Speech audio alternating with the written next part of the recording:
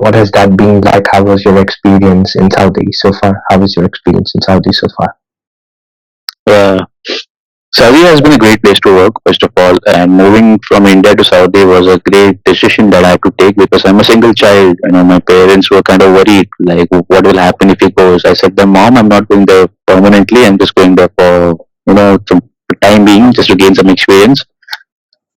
And yeah, it seemed fun in the beginning. I went there, and it was no longer than 2 months that I realized that it's not a piece of cake over here. Hello, wonderful people of the internet. Welcome to the Hard Talk Show, the place where some deep conversations happen. Here with me, I have my co-host Jovin Golasso and myself, Krupal. We're going to go through a journey of some very deep, very heartfelt conversations, some fun, some games, some pastime, but overall delight. Hello, Jovin. Welcome. How are you feeling today? Hi, Gopal. It's nice to be on the show, the Hard Talk Show. Nice topic, by the way. Nice caption. Uh, Hello to each and every one out there. We welcome you to this show, and in the upcoming 1 hour or 30 minutes, we are going to have some really good and deep conversations, meaningful conversations, which will definitely add meaning to your life. And we will definitely make it sure that, whatever we say and speak really adds value to your valuable life. Sound great? Yeah. So, how are you feeling? How's your day going? It's going quite good. And recently I've been back from a new country over here, and the transition of time is kind of like fizzling. The change of time zones, it hits Mhm. hard. So, and also the diet, the great Indian spicy diet is taking a toll on my body. So pretty Awesome. much, yeah, so pretty much adjusting to that. So yeah, mind is also like kind of taking its time to be stabilized, and body as well. So yeah, it's not tough, but it's rough. Yeah. Okay. So, it's been 11 years, right, since we first met, like in Alpha, like 2012 to Yeah, 2022. 12. Yeah, 11 yeah, years. 11 years. Yeah. Oh, Psychologists say that if a friendship lasts for 7 years, then it's definitely bound for a lifetime. I think they were pretty much right on this. I think I'll agree. Um, yeah, so it's been a long time. I didn't realize 11 years so fast. It feels like, Blink open eye. yeah, it feels like it's yesterday. I was at Alpha. I felt I didn't belong there. Uh, and I definitely did, which I later realized. But yeah, initially thought I did not belong there. That was funny. Uh, how did you feel about, like, when you first came to Alpha? What was your first feeling like? How did you feel? How did you feel? First of all, when we completed the high school, there was a hype of engineering, especially mechanical. And I saw the stats and facts as well. So both stated that, engineering is of a predominance in nature. So yeah, definitely I was excited for this course, and mechanical being the top notch. I My grades were also top notch at that time. So luckily I found out a way to land up into a good college where I met you. So Mhm. basically the idea was to be around machines, because ever since I was a child, I used to open the fans, and in the also in the kitchen there were like unused mixer grinders. I used to like take a screwdriver and open all possible kind of screws and nuts and bolts at that time. So No? mechanical was there. It was around me at all times. And uh, and uh, this idea of joining a mechanical course, I had a vision, like I would be around machines and hearing that sound, and still to this day, whenever I hear the sound of engines and machines, the heart starts firing, like instantly I feel the connect. So that basically attracted me to take up this course, and which eventually happened, not as I thought it would go, but I think, yeah, almost 40%, for 40% to 60%, I was pretty much satisfied with what happened there after that. Mm. I was really satisfied with our experience at Alpha. Like I haven't had such good experience after that, especially with some of the professors like VSJ and you know Mm, even like Maipal Rathod and things like that. People like that, they were really this despite we might have had some differences here and there, but they were always there and they were always supportive, and they came with a lot of industrial experience as well, and mm, always encouraged and nurtured fresh ideas, which was and later lacking in when I went to other institute, or even in Alpha itself, as the whole faculty team was kind of transitioning for more experience, more industrial experience people, yeah. more of freshly graduate faculty members, and the whole Mm, thing started. The whole idea of exploring fresh possibilities, coming up with new designs, coming up with new solution, things like that innovation. was yeah Yep. was declining a little bit, or at least that's my experience. No offense to anyone, uh, I respect them, but that's just my experience. That's how I felt it. But yeah, it was definitely the best time I had in engineering. Yeah. Uh, And the main part was, the traveling. I cannot forget the traveling. After the last lecture, when the bells rang, the way we ran to the buses and we, just got hold of the last seat, and just we put on headphones and we listened to Metallica and Iron Maiden, and the travel journey was along the highway with a cool mhm. breeze. So that Yeah. was, I think, one of the awesome experiences that we had, because I think we traveled approximately like 40 or 50 kilometers one way. Mm. So that Yeah. was one of the nice experiences that I recall now. Yeah, and especially with the Furtzer Air Force Station right there, around Yeah, the college. military airport station. Yeah, correct. Yeah. So Yeah, that yeah, was great. yeah. Um, Yeah, I do remember the bus rides, and one of the crazy things about those bus rides is because I came in the second round, I came through reshuffling. Yeah, Uh, yeah, yeah. I know that. the week I joined, they were having midterm exams Yeah, for other yes, people, yes. not for us, but it was for other people.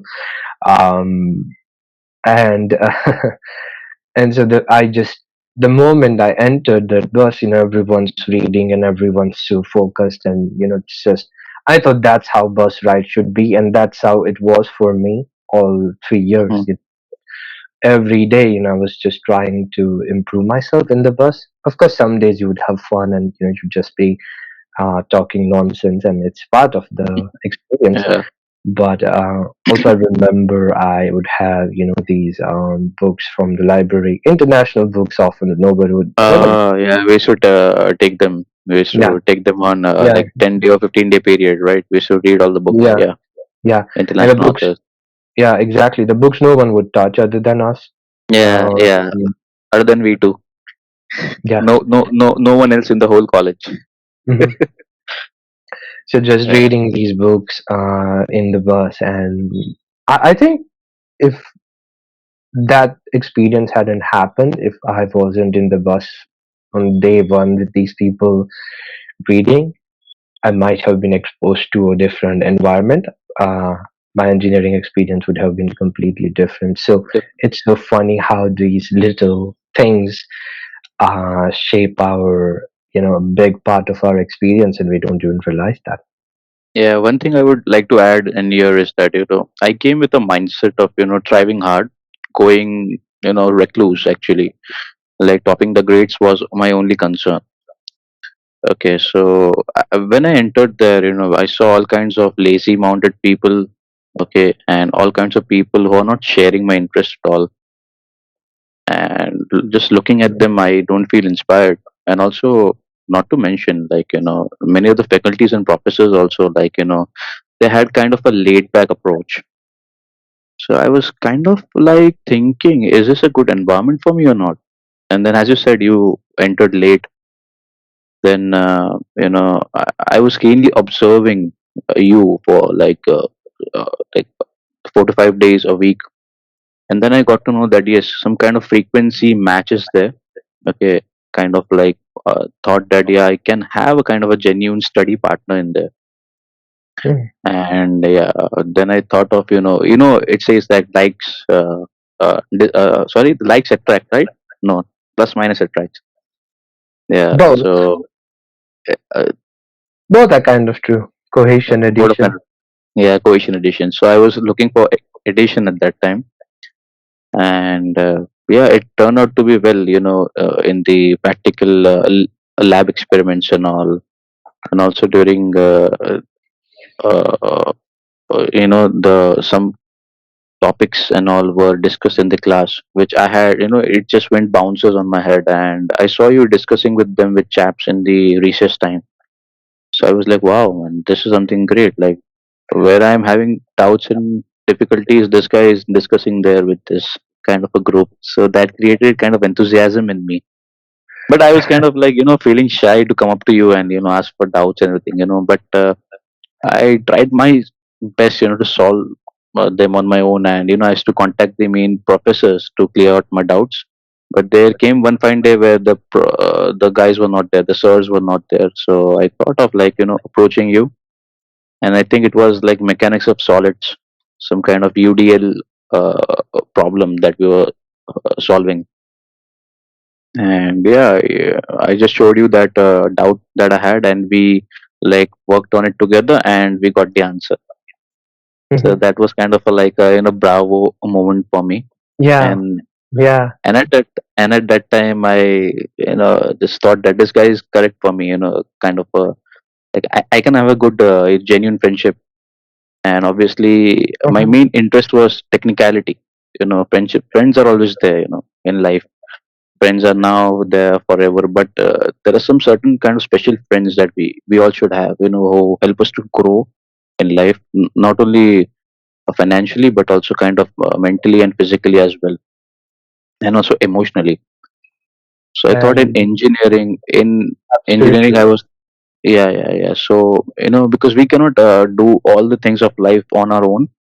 Okay, that's a kind of a bullshit mindset that we can handle each and everything on our own. No, it's not true.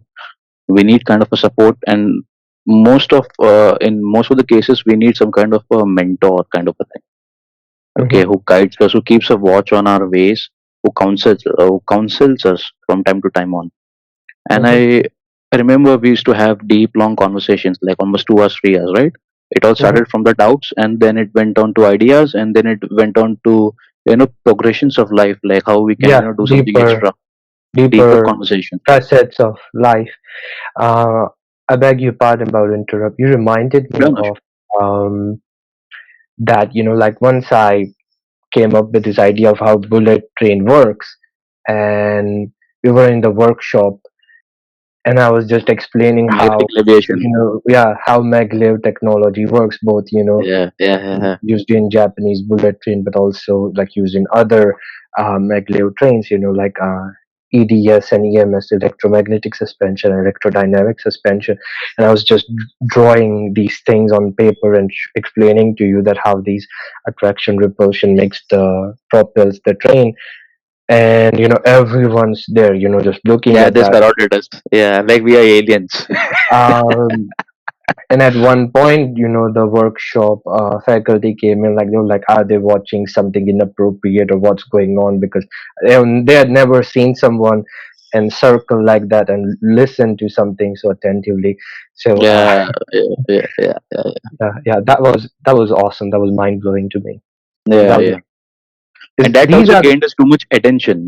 People, many chaps from a batch, they kind of started loitering around us from time to time. Like they were like curious to know what we are thinking, what we are doing, and also kind of a fan following we got. yeah, agreed.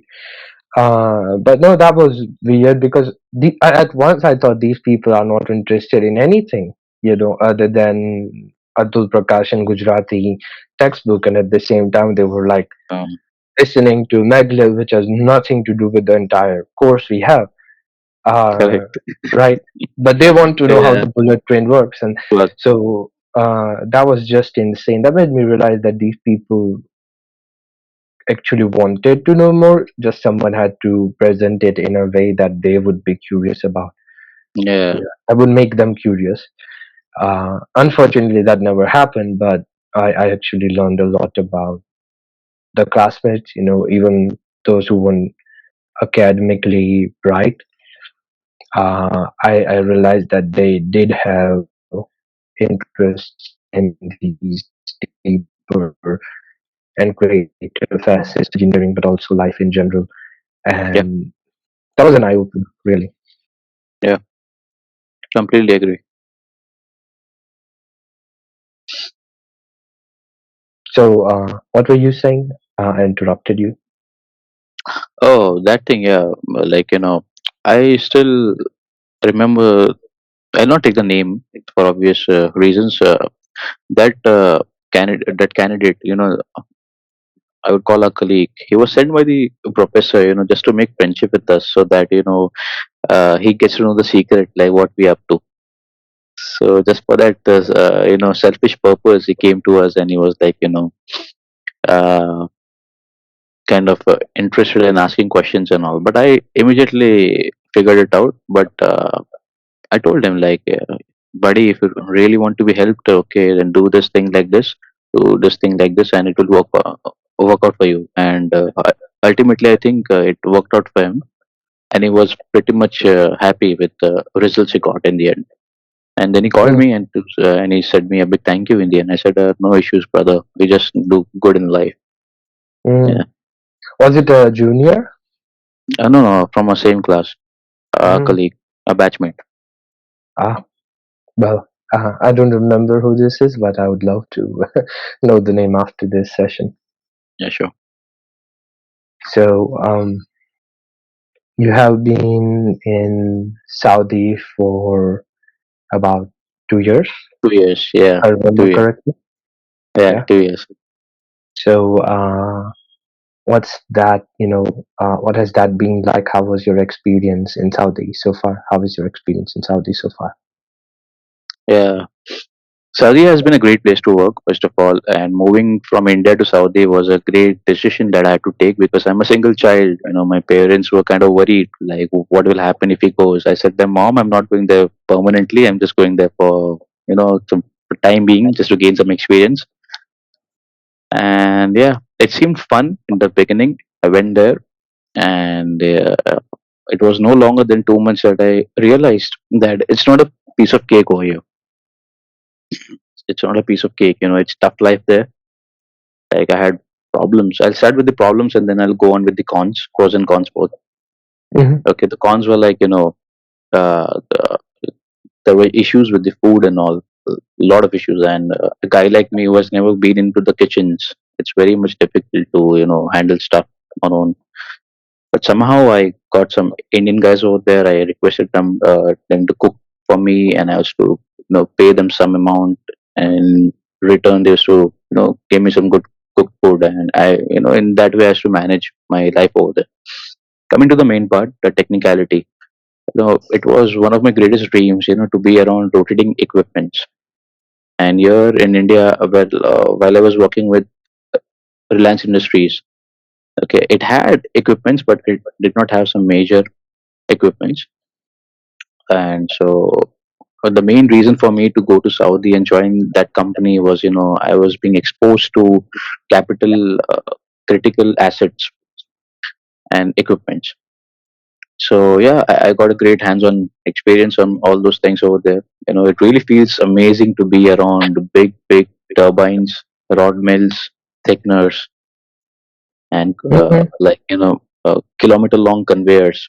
Yeah. Okay, and my experience when I just stood on the top of the thickener, the concentrate thickener, it felt like I am going to die. I'm going to fall off. I'll have vertigos and I'll die off. It's such a huge mechanism which works. And when I went to the drawings and everything, the technicality, the stuff behind it, the Mhm. numericals behind it, mind blowing. And I was just thinking that what kind of minds have designed all of this?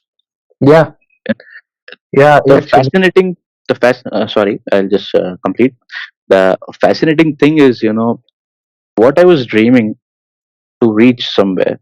Once I reach there, I feel that that's a top-notch point in my life. But actually, the thing that is there has been designed by somebody else. So the ending point for me is starting point for someone. Hmm. So that's how I got to know that there is some kind of thing of consciousness.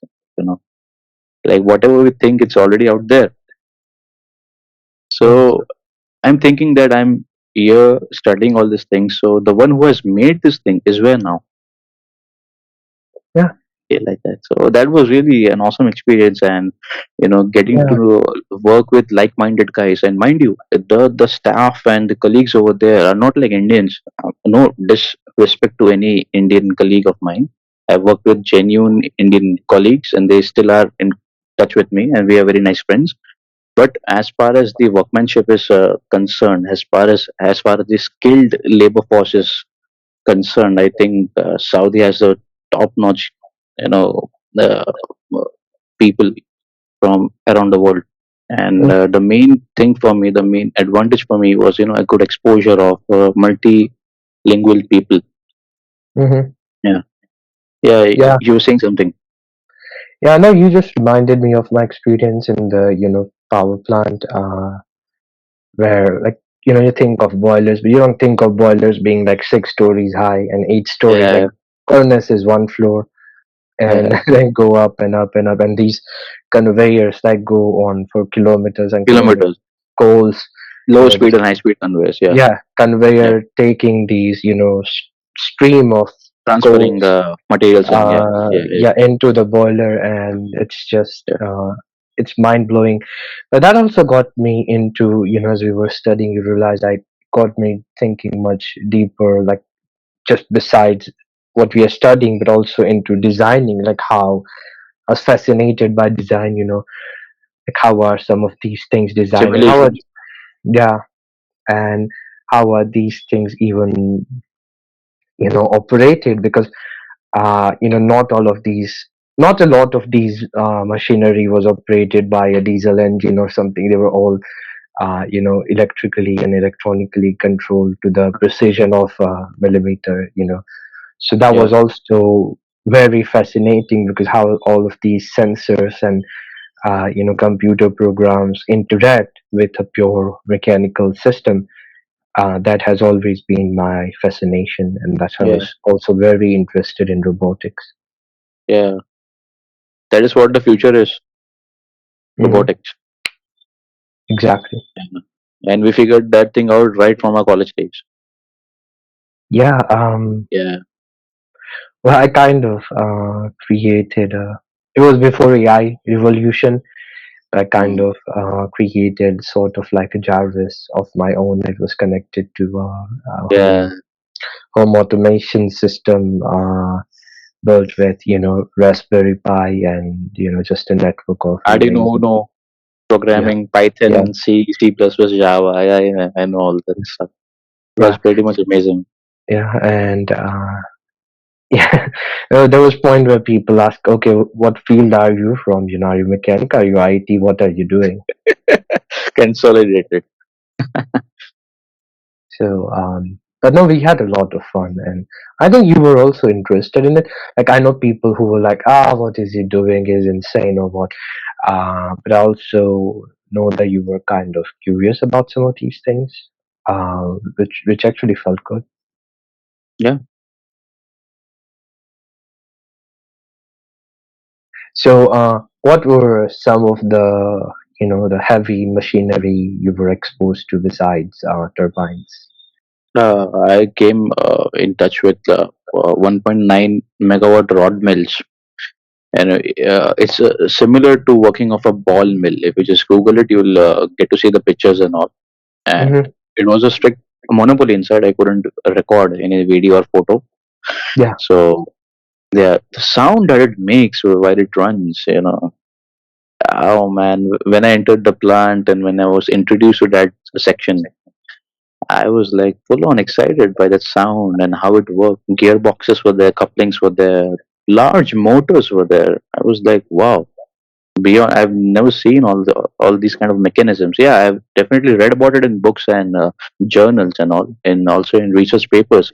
But I never got a chance to see it face to face. And Mm, the main exciting part was, actually people are scared when in maintenance, if something spoils or breaks, people are scared because for obvious reasons, whatever keeps running generates income for the mhm, client. So if something breaks down, the client gets unhappy, mhm, and then the task force has to jump into the war zone on war footing, and they have to do all these things, get it repaired. And mhm, the main target was to reduce the mean time between repairs, MTBR. mhm, So I took drawings in my hand, and there were technicians over there, world class technicians, and I got the opportunity to supervise them. So I took drawings in my hand, and each and every component was getting opened up in front of my eyes. Like mhm, in the drawing, there were like 333 part numbers, mhm, assembly drawing, and each and every part I could see it, I could feel it. That's how mhm. I understood the mechanism, the construction behind it, the materials that were used, and why it was used. This is Nice. like this is like living an engineering dream. And Mhm, my 3 years of experience in India, you know, even our batchmates, when I saw them, they were not like exposed to this kind of an environment. Like they mhm, were like they were wanting to be a part of this kind of a culture and environment, but sadly they couldn't because of the lack of opportunities. mhm, So you know, and many different types of things. How mechanisms fail. What is the root cause behind that? And luckily I was involved with top-notch uh, professional people from this trade who had a deep sense of finding the root causes. mhm, Like there are some faults which are clearly visible, but there are some things which are invisible, and their mhm, job was to pick out and sense those invisible things. It's just kind mhm. of a psychic ability that we have. There's a ghost, but we don't know there's a ghost, but there's a ghost. So finding Yeah, ghosts like that. yeah, it's very intuitive. Yeah, Makes sense.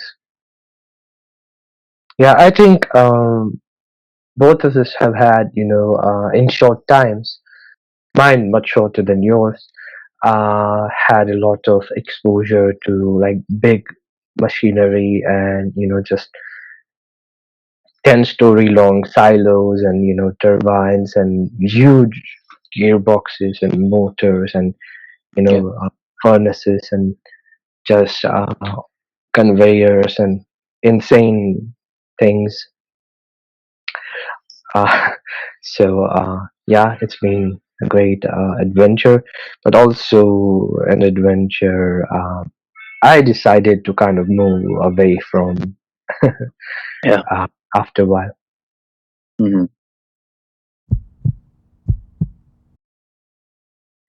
Okay, so recently I came to know that you have been managing clients globally, and that seems pretty much exciting to me. So tell me about your experience. Like, how do you manage clients globally? Uh, it has been amazing. In a very short time, I've worked with people on all six continents. Well, not on all six continents, on six continents. Unfortunately, we haven't had encountered anyone for Antarctica yet, but we'll soon someday. Yeah, It has been a great experience. Working with people on different continents, different time zones, different needs, and yet inherently, fundamentally, just humans like you and like me, hmm and all having similar life problems and needing similar kinds of assistance. So it has been well, technically, yes, it has been challenging, and it has been a great experience solving those challenges. Uh, you know, but more importantly, just brought this. division in India we have about, oh, we are Indians, these people are different from us, and they are not like us, and Yeah, uh, foreigners. yeah, they're foreigners, and all of these ideas you kind of, yeah, maybe superficially, but as you get to know someone, they fade away. They are just humans. They're Just like going a. through similar issues we are going through, um, Mm, maybe in a different way, sometimes because of different environments, but fundamentally, same, yeah. identical. Mm, So that's one take. I would want to share that.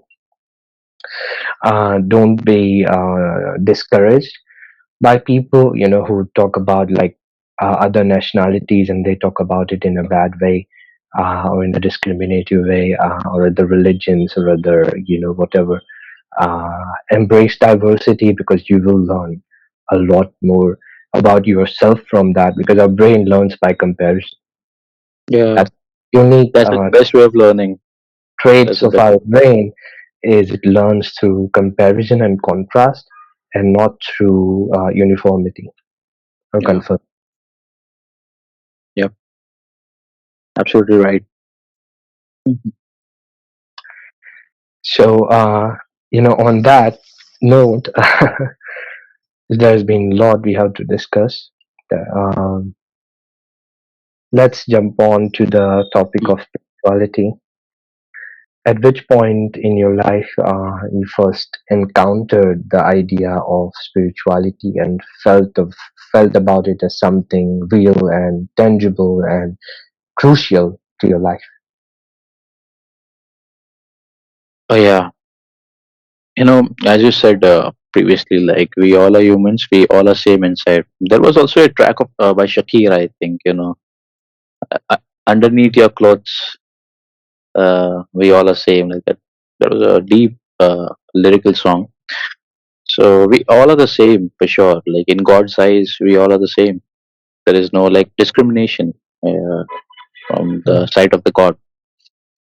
But you know, I saw some very spiritual people, while I was growing up. Not mhm, only of a particular faith, but all of the faiths. Like like more spiritual than me. In fact, I mhm, was thinking like, what is in them? Like, what is that they are doing? You know. So kind of curious I was, as always. Then I started reading the spiritual books. Started reading theological books, also of metaphysics as well. So somehow I figured it out that we are like spiritual beings. mhm, Okay, and there is a great concept called faith. And if you don't exercise your faith, you remain just a common man your entire life. The only thing which differentiates between man to man and person to person is the exercising of faith. So at that time, it was a focal point in my life that I thought of giving one shot at it. mhm, Okay. And while I was in that journey, I saw you also side by side. Like we haven't discussed that thing at that point, but I figured it out, and also you figured it out that we are on the same quest of finding meanings, of finding answers to questions like who am I, where I'm going, where I'm come from, and all these kind of things, all these kind of questions that we kind of ask ourselves, but we don't know the answer to. So at this point, I thought that yeah, spirituality is indeed true, and there is definitely this path that I need to travel, and it can definitely take me to places where I really want to go. And more than it, I thought it is essential as well. mhm. What are your thoughts on it? I just remember, we one day we just talking about these things, and we just, I don't remember when or how exactly, but we kind of crossed that boundary where we went from psychological to spiritual, Yep. and we're talking about all these deeper things about, about divine, and about God, and about different, messengers, prophets, or incarnations, and about meditation and yoga and all of that. And I also saw that how it helped us deal with anxiety, and stress Yeah. of just performing on a top level. I remember like I was going to severe anxiety, and I had anxiety attacks and things like that in the final. Around the final, it was constantly performing, right? For more than 2 years.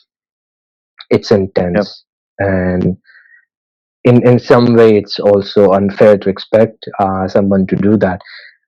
But it is expected, whatever is expected, it's expected. From what I remember, it was also affecting your health. Yeah, I was going through a lot of depression and kind of anxiety also, and I was actually going through migraines as well. You know, uh, because those times were really tough. Engineering wasn't easy. Like my target was to always be ahead, and in that quest, I used to like take up additional things that I could read on. I never wasted a single moment. And as a matter of fact, you very well know I should study for 16 to 17 hours a day. I had special permissions from our head of department to take leaves, just sit at home and study in the condition of like, giving him 9 grade out of 10. And I Mm. pretty much satisfied that thing, but it took a toll on me. It was not easy for me. I pushed my body to the extreme. Like studying for 17, 18 hours a day is not a piece of cake. It's very difficult. And the main thing I learned in that is time management. And also, at that time, I was going through a lot of stress. And I think we, just for some fun, we took up martial arts thing, right? Like from the we practiced from the teacher David Dorian Yates all the martial art moves, and he used to teach me, right, all those things. Yeah. Kind of Tai Chi it was, right? It was Tai Chi, that martial art form that I was too much interested on.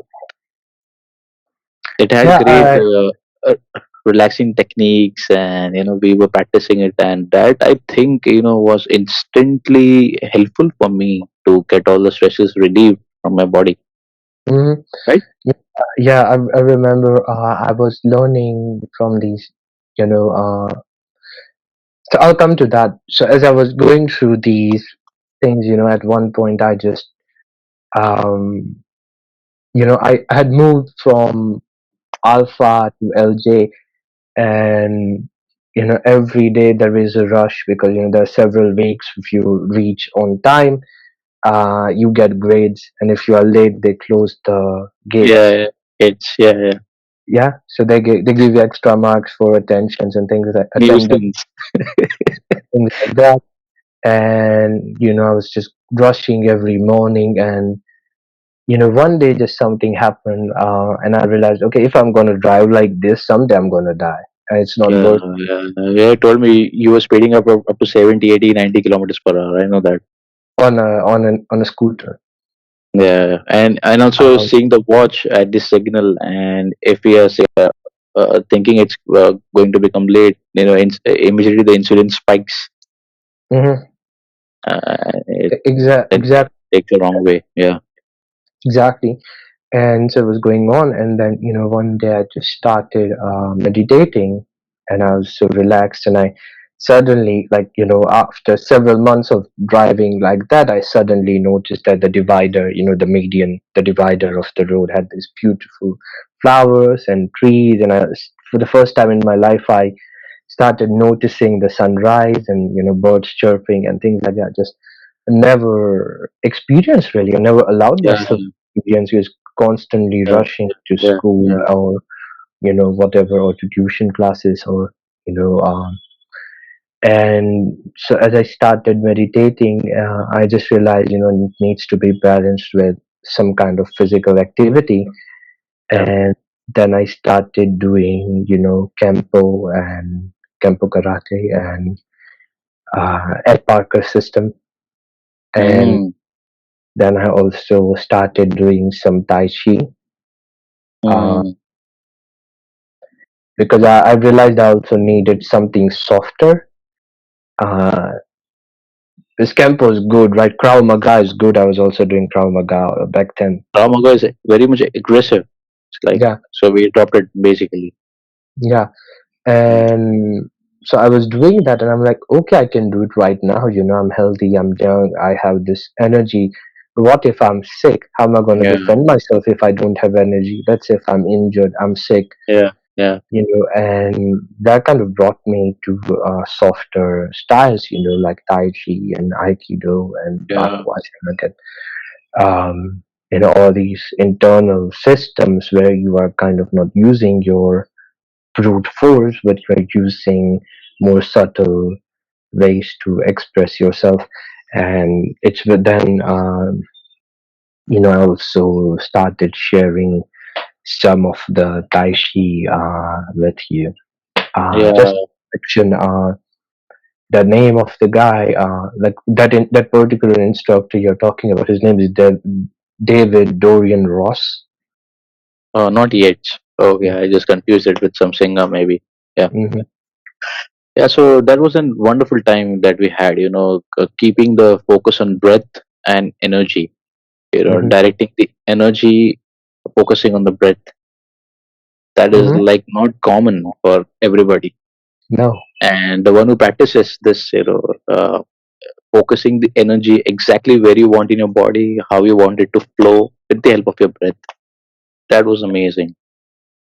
And even Hmm. now, up to this day, like if I share this thing with someone who's in need, definitely anybody can, uh, Benefit from. ha- benefit from this exactly. Hmm. Yeah.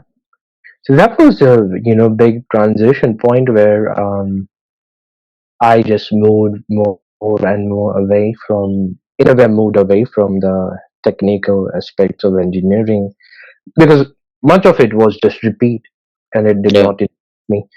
yeah, And I actually wanted to move abroad. Like I was looking at these things from Stanford and MIT and all these different universities and UBC, University of British Columbia, and things like that, and just the things they are doing, and I knew I could do those things.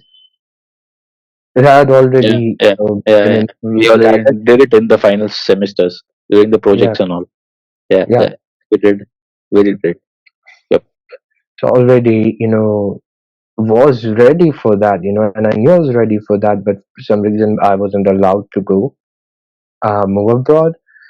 And so, I think as they say, suffering is a blessing in disguise. Those guys. It became it pushed me more towards this inner quest that what is going on with me, because at that time I was really suffering with severe anxiety and I had to kind of lie down on the floor and just wet my hair and things like that. You've seen it. Yeah, yeah, yeah. I've seen it. Yeah, yeah, Yeah. And I think I was seen. I know about you, like you had to be, I think you had to be admitted once.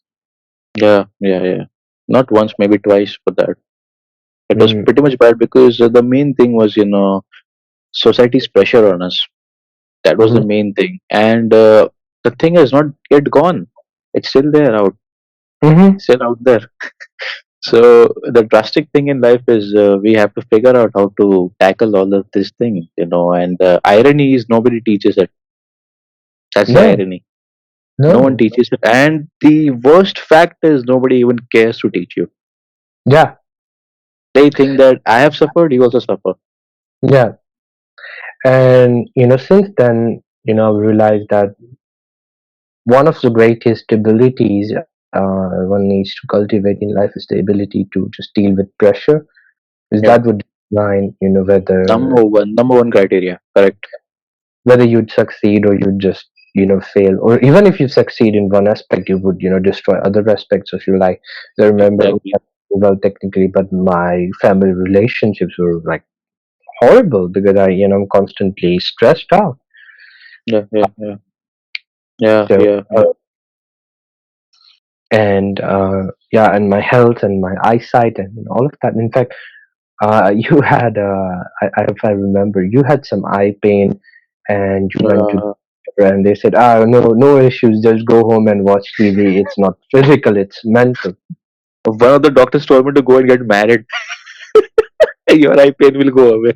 I was like, what's the connection? Oh, Yeah, right. it's a gamble. It could go away. It could be a double. Yeah. So yeah, but it was fun tossing you around Mm. and doing martial arts and showing Yeah. you different things. Yeah. Yeah, I still remember I had a kind of a 2 days pain in my back, because just because you threw me from the floor, like a slam dunk that you gave me. Actually, I know that you were like pretty much excited to try that new stuff out on someone, and I was like, the scapegoat who took all the beating. But it was fun. Hmm. Well, it was also my attempt to show you that a lot of these things they do in the in like in MMA or in these competitive fightings, they are not real. They are kind of very Yeah, limited. yeah, yeah. Artificial and yeah, yeah, yeah. They are real, but they are bound by these rules which And don't. conditions.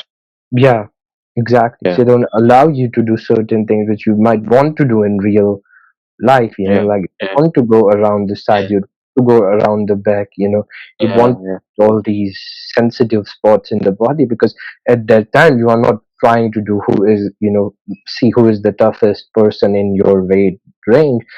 yeah, Uh, could be, 60 kilogram woman against, a 120 kilogram man who's trying to, physically dominate her. And at that point, there is no clean fighting.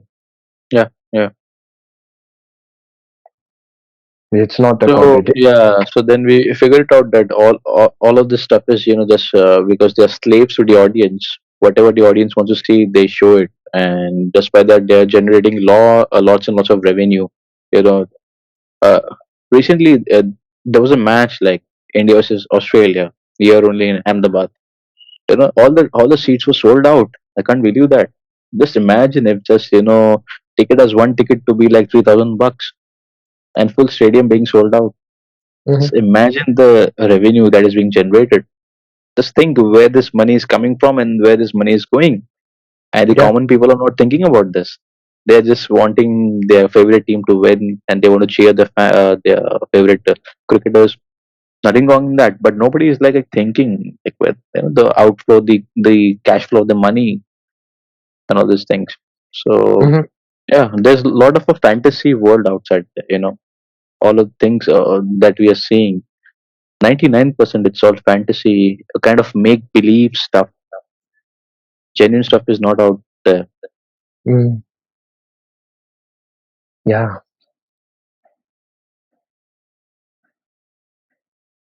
I think there has just been an attempt to create a membrane, as if, a curtain to hide the reality. And the reality, Hmm. as I've often said, that when you are sitting alone in a house and in your room and in the middle of the night, and what you feel is you don't feel comfortable with yourself.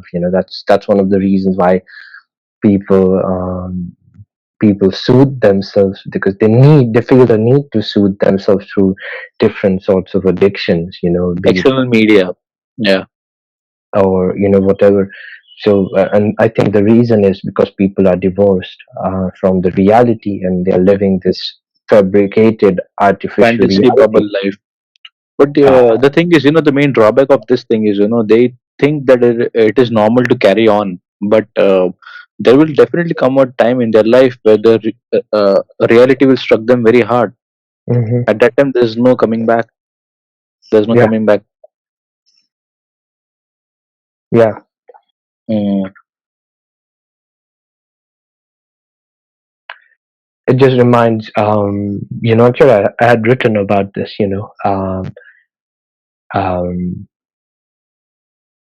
about trying to escape this reality. And it also reminds me of a couple of lines from a poem by Sri Aurobindo. He says, "An hour comes when fails all the nature's means, um, where man must cast off his outer garbs and be the ungarbed entity within, or something like that. You have to. There comes one point yeah, where yeah, you need to, you will be forced. One would be forced to just discard this facade of reality to no longer serve you. Uh, yeah, despite all the addiction, despite all the distractions, despite all the chaos one has created to distract oneself, where one identifies oneself only in relationships to others. Because that's what it is, right? If you go to a party and if someone forgets to introduce you, you don't know how to behave. You don't know yeah, this. You don't know what's the code of conduct, and so yeah, people just act, differently as a, as a parent and as a brother and as a, whatever. They just they're playing these roles, but as soon as you discard these roles, they don't know what they are. yeah, They don't yeah, know yeah, how to act. yeah. It's like the elephant in the room. Like nobody wants to discuss the hot burning topics and issues. Like people just want to stray away from what's going on, and they just want to relive all that fantasy bubble things that are going on in their imagination, and this imagination is being dominated and captured by all of the fake hoax of the world. So Mm. ultimately it's a pathway towards destruction only. It will not yield to a better thing, not yield to a better life, but it's definitely going on to the darker side of life. Yeah, I mean, we see in India like the rise of people globally, but also especially in India, people relying on alcohol and relying on drugs and things like that. And Addictions. we would not have foreseen. Uh, and the newest addition is also gambling, because if people gambled under a tree in a village, police would arrest them. But now it's all on the phone and it's legal. Buying stocks, selling them. Gambling on all sorts of things, it's insane. So I think it just makes people resort to these habits which are not really healthy in the Yeah, long.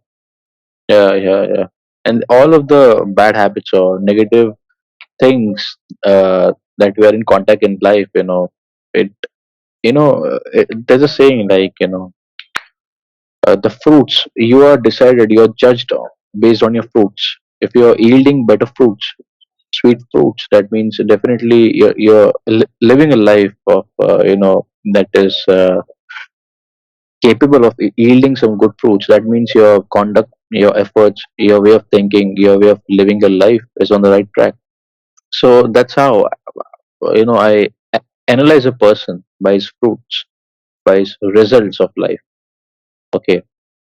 Mm. Coming to that, I that's an interesting perspective because still, today in our society, a lot of people would judge that just based on how much money someone makes or what position they are in, in a company or, things like Yeah. that, or And what the matter of fact is, it was forever the same.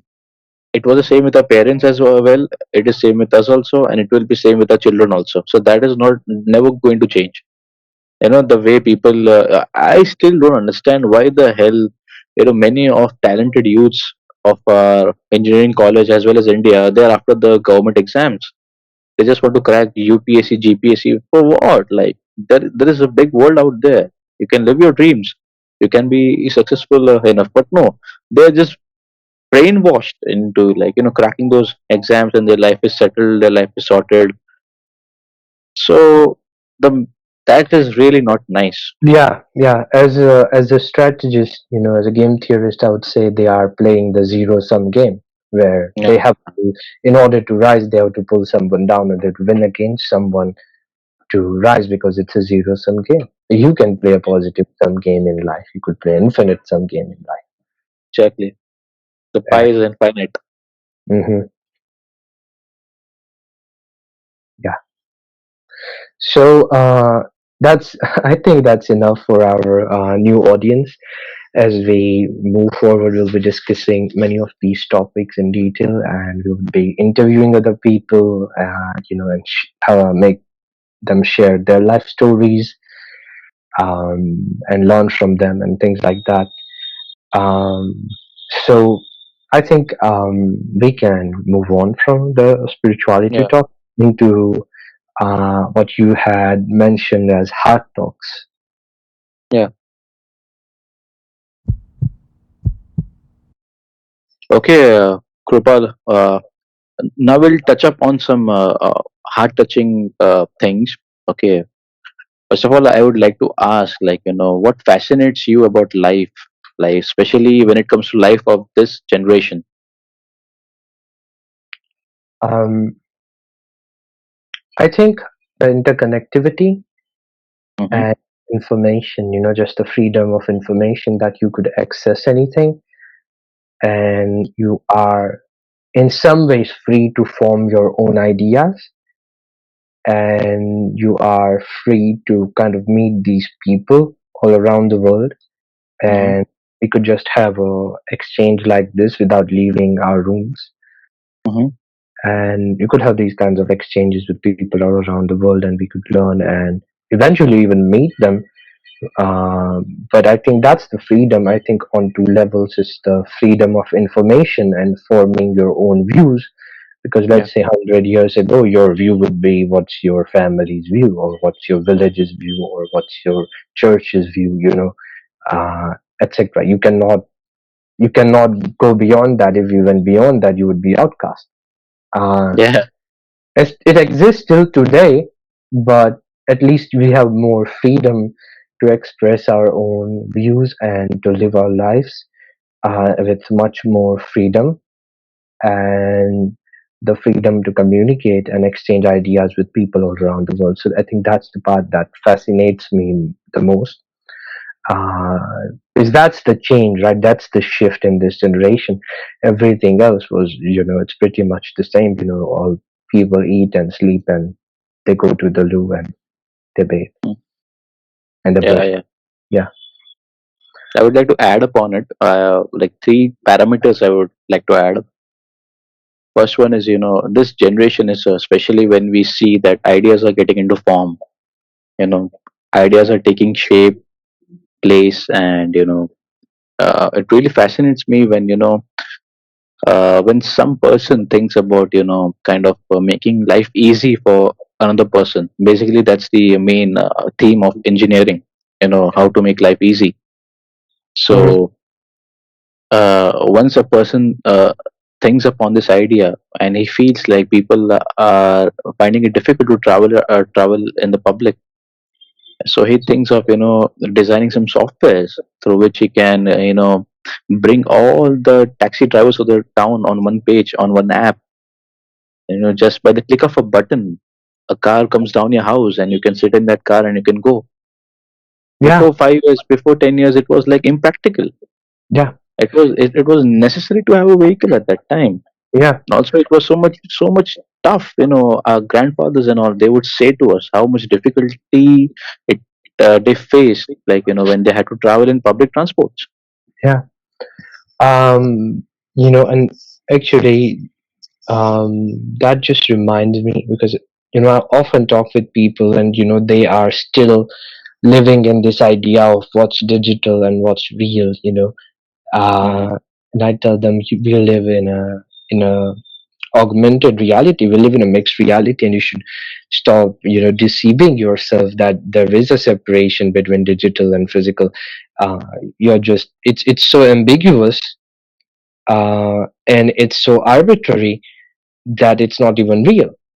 You Yeah, could line constantly. anywhere, but the line doesn't really exist to the point where you can work online, you can get paid online, you could go to Domino's and you could order a pizza, and you have someone You can ringing your find your perfect match online. you have, you have someone ringing your doorbell, and Yeah, you have pizza, and you're eating your pizza without even leaving your room, without leaving yeah. your. And so where does the digital end and where does the physical begin? Yeah.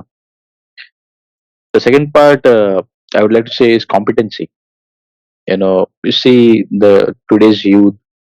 Uh, you know, everybody is like, they have built this notion of being competent. Otherwise, they're gone from the race. They're gone. They lose the battle. Okay, so everybody wants to be one step ahead. Okay, so and it's not like kind of a wish they have. It's kind of a need they feel it to be. So being competent is the new era that we are seeing now, and every third person or every fifth person out of 10 or 100, so like they are focusing on this fact of being competent. The competency has been risen, like it has taken up a shot to the skies, and we see a lot of competent people out there. Everybody's competing, in short. Mm, that's fascinating. Yeah. And this age, we've seen like boundaries are being broken. We are seeing a lot of millionaires and billionaires at the age of 12 or 15. Mhm, And we are also seeing people like who are starting up their own businesses, right? They feel they're not fit for the jobs just because they cannot bow down their heads to the bosses at every time. They just quit their jobs and they start their own startups, and they are doing great in life.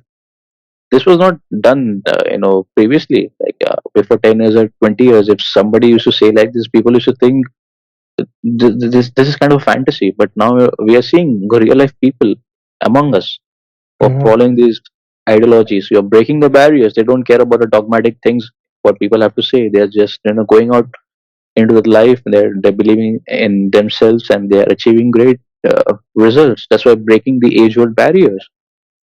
And even when it comes to me also, I have also broken my kind of the barriers that were being followed by my forefathers of grandparents, broken them. And like when people see the results, they are like, yeah, that's good, so it mhm. works. So yeah, it Yeah, feels I great think to break all the barriers. I think there is a big parenting challenge going on at this point in the world. Yeah. Because previously what happened is one should be listening to their parents and their elders. But now the world is changing so fast that the worst advice you could have is from your own parents. This world is no longer the same, and it's not. I'm not taking. I'm not Yeah. criticizing, and I'm Yeah. not Yeah. being Yeah. disrespectful. Yeah. I'm just being honest that the world is shifting on a such a massive, Dramatic colossal pace. Dramatic level pace. that what worked yesterday won't work Will not today. work today, So what worked 20 for years sure. ago Will definitely not work today. not work today. Yeah. And it's just the truth. It's there is no disrespect here. There's no attempt to disregard anyone's opinions, but it's just the truth that world is changing so fast. At the point where there was a point where I was hiring someone, and they're like, I don't have an experience, and I'm like, that's cool. I don't need experience, because your Yeah. experience would be based on the past, and the world's changing so fast. As long Yeah. as you have an open mind, as long as you're willing to learn, And right uh, set of questions. yeah, exactly. I don't care about your experience because that experience might Yeah. not be valid. Yeah. And that doesn't mean experience doesn't have value. Experience has absolute value. Mm, um, but um, it's no longer the same as it used to be 20 years ago. correct. Okay, now we'll jump on to the second question. Hmm. Yeah, what's that for the second question? What differentiates people Hmm. from one another? I think we pretty much answered this in the first one only. Okay, we'll skip this one. You have something to say on this second one? Well, I might have something to say on this, but it would go more, spiritual and metaphysical. So for now, it's okay. I think we have kind of discussed it. Okay, so just presuming the majority of audiences are youth today, we'll discuss on strategies of like how effectively they can manage time out of their schedules, and how they can make the most out of their life and achieve the targets. Krupal, would you like to share something on this? Yeah, I think I have some unconventional advice as I'm, regarded as an unconventional person, a person with unconventional opinions. So I'll stick to that. Well, my advice is, whatever routine works for you, really. But it has to have certain elements. Um, I have a very dynamic routine. Like, I don't sleep at the same time, I don't wake up at the same time. I don't work out at the same time, I don't eat at the same time, because that's my work, right? I'm working with people internationally. I don't know when I'm gonna meet someone, or when I have a meeting scheduled, or whatever. And if I try to limit it, if I try to put it in a box at this phase in my career, I'm just limiting myself. I'm limiting the experience I could have. But that doesn't mean, you are doing things randomly and you are, sleeping 15 hours a day. And no, that's not fair Yeah. as well.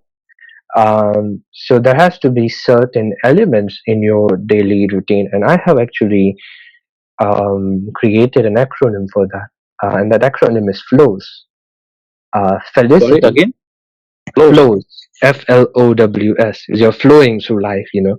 Uh, Uh-huh. F is felicity, doing something that gives you joy, doing something that filling your life with purposeful work. L is for leisure. There is some time you spend on just Yeah. nurturing your Yourself. heart and soul, and just rejuvenating your body and your energy. Uh, o is others, having some time for others in your life. Be it your parents, be it your friends, be it your partner, or whatever. And all of these are the whole thing I've designed with based on scientific research, which I cannot go into right now. Yeah. But Yeah. it's very scientific. If someone uses that, they will see the benefits immediately. So felicity, leisure, others, Others. work. So now Uh, we're coming to the work. There has to be some place for work. That it's not just that you are, simply wasting your life. There has to be some work. meaning. Um, that yields some result for yourself and for the society, Hmm. because we are value creating organisms, and we create value Yeah. for ourselves We and are for others. creators. Yeah. Yeah. So what is it that you are doing to create value in your own life and in other people's life? Be it providing a service, be it creating a product, be Yeah. it you're having a job, or running a business, or whatever. And then the last thing I added was S. Uh, Hmm. S meant serious or sensitive. So this is a Hmm. thing with a deadline that has Hmm. to be done, just like paying your electricity bill or paying your car loan, or whatever. It has to be done, or meeting a deadline on a project. This has to be done in that particular day. And so I always start, when I start my work, I always start with the sensitive things, following the Pareto principle. You should be focusing on 20% tasks that yield 80% results, 80% results. Wonderful. Yeah. Yeah. Yeah. right? Which the rest 20 doesn't matter anyway. Yeah. You could actually take it to the next level, where you apply Pareto on Pareto. Then that would be 4% effort yield 64% result. And most people will not focus on that 4% because they're mentally lazy. They would physically Yeah. do the labor, but they would Yeah. mentally Yeah. think that, okay, which part is the most crucial, which part yields the most result. Results. Yeah. They skip the main pie. Yeah. And so, that's the thing, that you have to focus on what's urgent, what's sensitive, what's serious, what needs to be Yeah. done in order to lead my life in the direction I want it to go. Um, So I think that's the thing. I have very dynamic routine. I don't wake up at 5 a.m. Sometimes I wake up at 10 a.m. Sometimes I wake up at 3 a.m. Sometimes I wake up at noon. Sometimes I wake up at Dynamic. 2 p.m. Hmm. Right?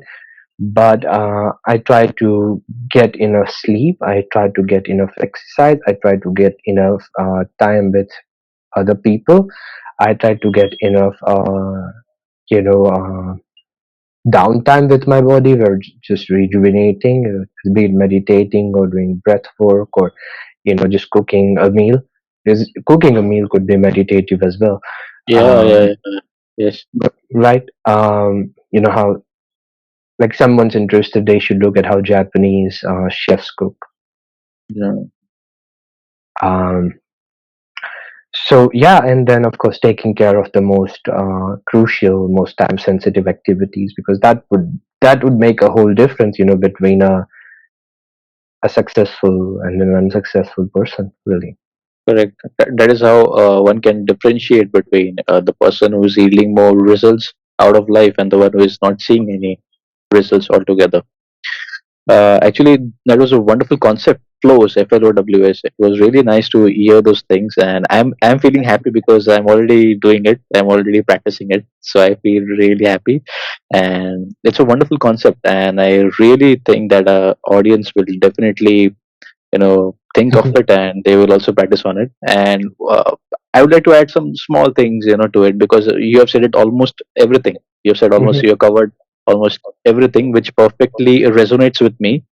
But one more thing I would like to say is, like, we need to touch people's lives. mhm, The joy and satisfaction that we get when we raise someone up, mhm, the one who has the curiosity to learn, or kind of he wants to get somewhere in life, and we do our best by any means logical to lift that person up, seeing a smile on his face because of us. That is truly mhm. something genuine and out of this world. Like, there is no satisfaction that can be matched with that kind of a thing. So to Yeah. be able to be that person who can lift somebody up, Mhm, at will, you need to be kind of self disciplined. You need to be striving constantly, day in and day out. There is no kind of rest period. Like, I'm not saying that don't take physical rest and all. That is there, but kind of you need to be constantly grinding.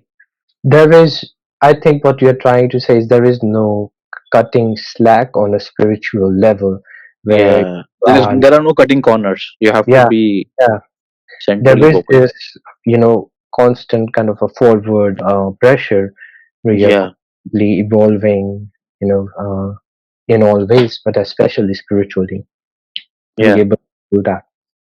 Yeah. So for that, you need to be constantly striving, day in and day out, to grow and work on your skills. And that comes when you discipline yourself, and your main focus is your self development.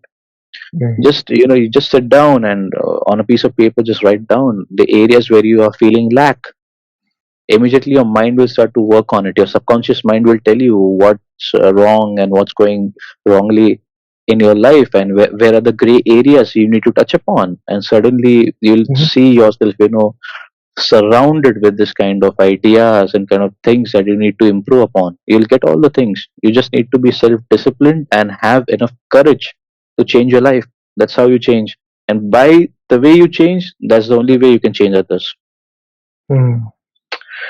I think that kind of leads us to the, what you were talking about is this idea of building mental toughness or Yeah, resilience. resilience. Correct, correct.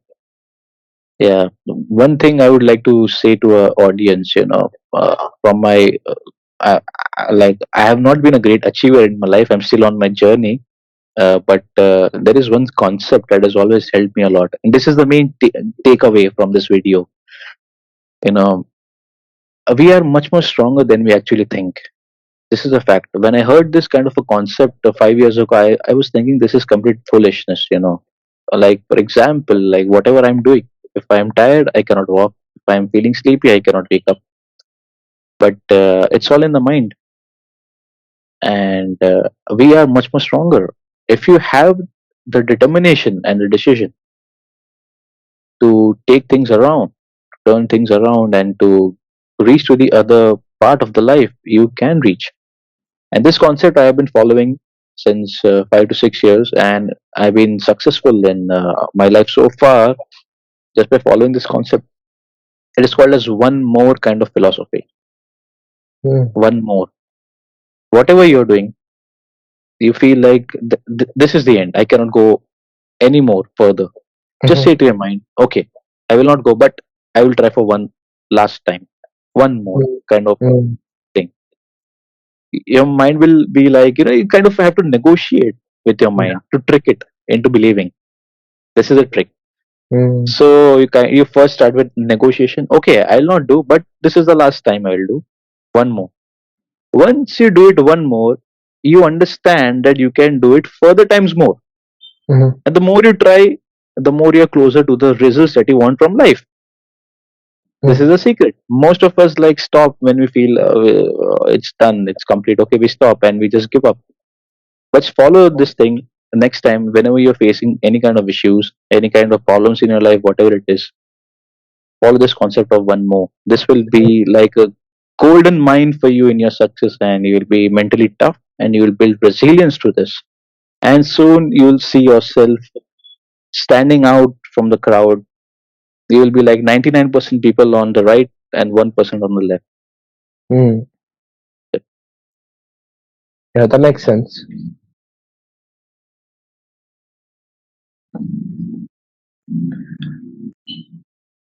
Yeah, I think I have a similar idea.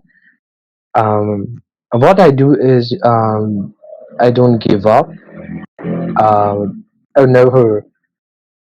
I don't think I have lost at anything in the last 10 years because I've not given up on it. Eventually it works, and that's the thing that people don't realize, that you have to work through these layers of Hmm. misalignments, for lack of better word, I would say, misalignments, not resistance, but misalignments, where you figure out that, oh, this was wrong, and this had to be just one thing that had to be put in its right place, and then you advance to the next level, and then you have new challenges, and you align something. It's a tiny shift, it's Yeah, 1 meter shift, and paradigm shift. the whole machinery starts running, and you're on the next level, and the same thing again. So it's not, a lot of people think it's about the hard work. It's not always about the hard work. It's about sensitivity, that can you perceive what's going on, can you perceive what's stopping you, and can you align that one thing in its right place, and you will Yeah, advance one to thing. the next level. Yeah, um, so I think that's what resilience means to me, that when you will be tired, like, I don't even want to think, I just want to use brute strength and push, and you will try and you'll fail. You can try a million times and you will fail. If mm, you don't learn, and if you don't make those tweaks and adjustments, uh it's not going to work. So yeah, yeah, if necessary, take a break, step back, eat a pie, have a coffee, go on a date. I don't know, whatever you need to do, just do, and come back to the problem with a fresh mind, with an open mind, and yeah, you will see the way. yeah. And That I've been practicing it. During my engineering days, where I had difficulty in solving some numericals. Okay, mhm, came up a time where I was like, oh man, I'm just gone. I have to flush out my mind now. I cannot do it. I cannot work on it. I used to go and have some kind of cupcakes. Then I used to go for a walk on the terrace, listen to my good music. Used to come back, see at the problem. Within 10 minutes, it was solved. mhm, exactly. So yeah, yeah, So and that's the thing. If one thing I can teach is, life is about leverage. It's about pressing at the right point at the right time, and you'll win. Nothing can defeat you. But if you just go against the resistance, if you go against the grain, you're just wasting your time and energy. yeah, yeah, yeah, yeah. We just need to know how much force we have to apply, how much Yeah, kilonewtons we have to apply. yeah. Like, this prank where someone is just about to sit and you pull their chair, they Yeah, fall. It's so just easy. balance. It's so easy, right? If someone's already sitting on a chair, you try to pull the chair. It's not easy at all. So it's all Yeah, about yeah, that right time and that right point of advantage. yeah, yeah.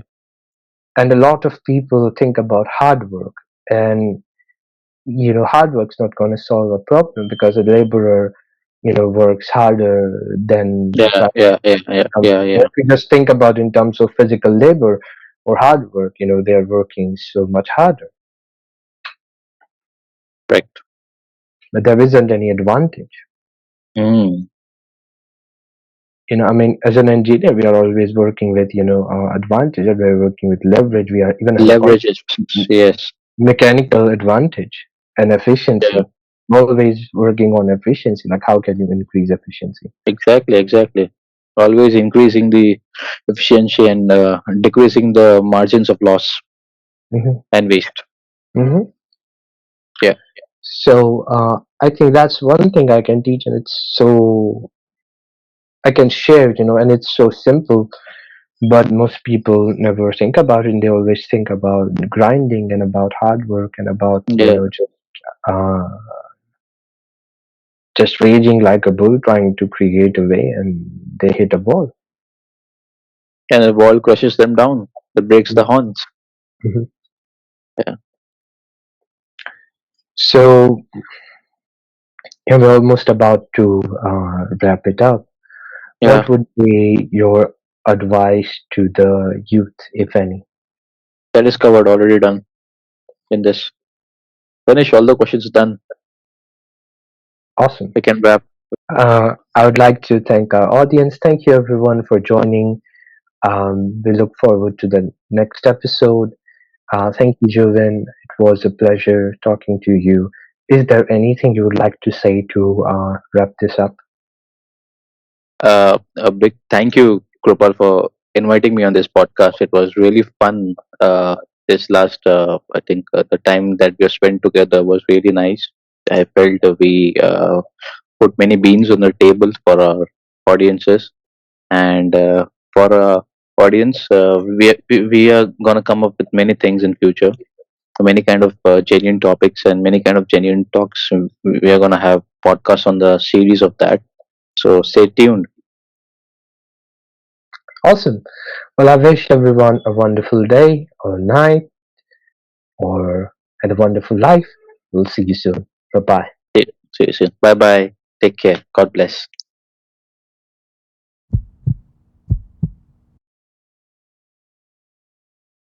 Hi, Krupal. Uh, okay. I'll do it. Awesome. We can wrap. We can wrap it up, man. Final word. Awesome. So I would like to thank our audience. Thank you, everyone, for joining. Thank you, Jovin, for finally waking up and showing up. Uh, I'll cut that off. Uh, I would like to.